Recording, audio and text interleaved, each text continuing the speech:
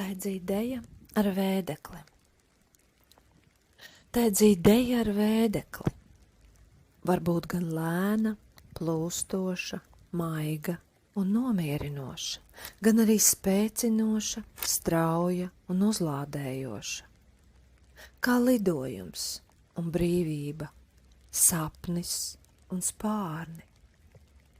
Vienlaikus tā ir ļoti sena māksla par to, kā strādāt ar vēdekli. Daoisma tradīcijā ir zināma kāda slepena šamaņu prakse ar vēdekli. Ar šī instrumenta palīdzību praktizētājs spēj vadīt vēja enerģiju, uztvert 5 dabas elementu enerģiju, izmantojot specifiskas taidzi kustības, lai savāktu un koncentrētu enerģiju eliksīrā. Vēdeklis gan ķīniešu, gan citās austrumu kultūrās ir gan skaistuma, gan veiksmes simbols un talismans. Fenšui mākslā to pielieto telpas enerģijas uzlabošanai un pastiprināšanai. Cīņu mākslās vēdekli izmantoja kā ieroci.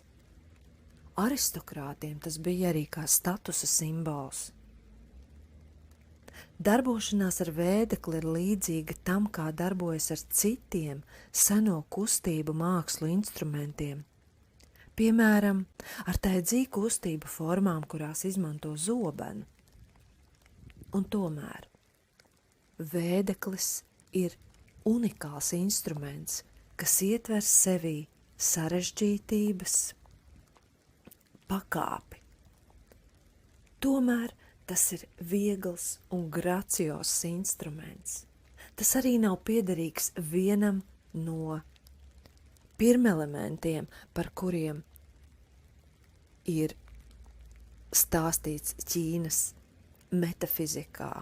Vienam no tiem, kurus mēs saprotam kā metāls, ūdens, zeme, koks un uguns.